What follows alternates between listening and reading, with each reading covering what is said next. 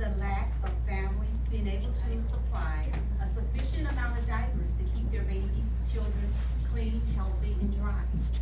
Yet 1 in 3 American families are struggling with the diaper crisis.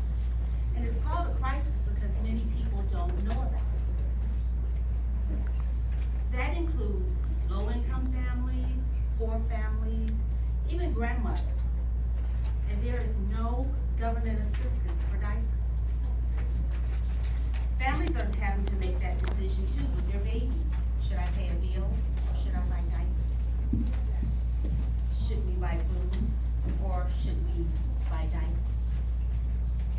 They can't use their EBT cards, they can't use food stamps to buy diapers. And this area is a rural area, and to get to like a grocery store or something, you need transportation. A lot of families don't have transportation. So some of them are buying diapers in a convenience store. And what I heard about the convenience stores in our area is that a mom will go in to buy a diaper, they'll go in and open up 1 pack of diapers, pull out a diaper, and sell it to the mom for $3. And it's called a diaper onesie. That's what they call it when they go into the store. So can you imagine, that's probably the only diaper that baby has until grandma can get there, or till that mom can get to a store. And I say most of us don't know because we've been blessed in our life that we don't have that problem. We've probably bought a lot of diapers for our grandchildren, the ones that do have grandchildren. But a lot of people don't have that support system. Then some people will say, well, what about cloth diapers? If you can't afford to buy a box of diapers, you surely can't afford the startup of a cloth diaper. And not only the startup of a cloth diaper, you have to have a washer and dryer. And a lot of people don't have washers and dryers.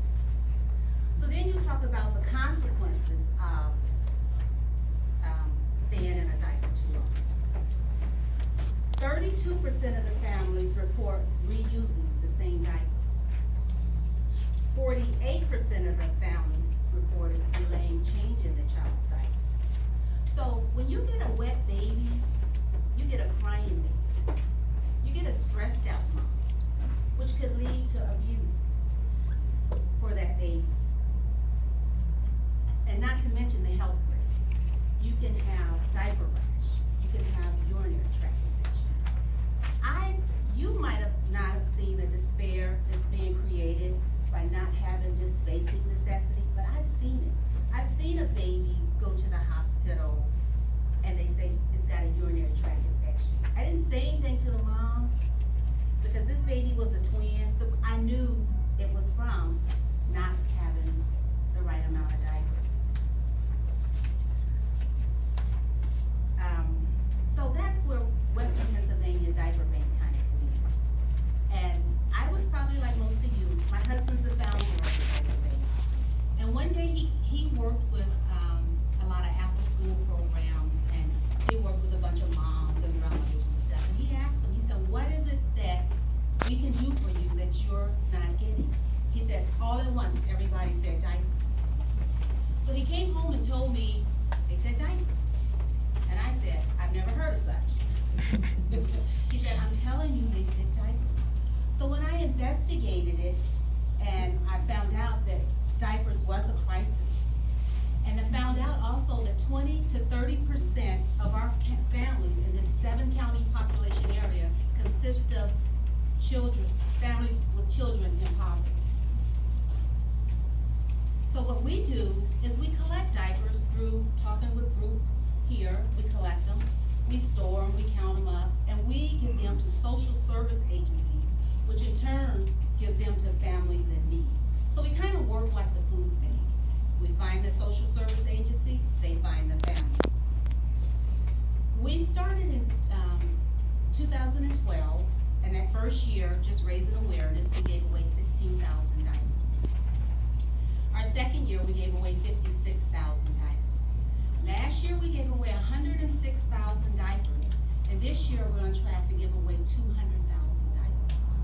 We have over 40 partner agencies, and I still have a waiting list at home, and I get calls all the time. And the thing about it, I've met moms in parking lots, I've been to their house that don't need them.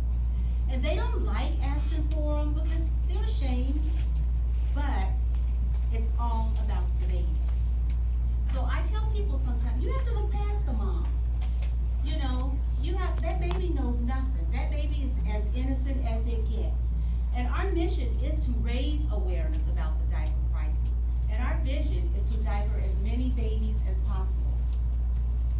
And then through the diaper bank, we start getting calls for the adult incontinence. And then we realize that that need is just growing too, because you have to realize that they're on a fixed income. Everything's going up around them. So they have to buy their medicine, they have to pay hospital bills, they have to do all of that. And then they have to decide whether they're gonna buy the incontinence supplies. So I'm gonna say like my husband say, you were once in a diaper, and you're probably gonna go back to the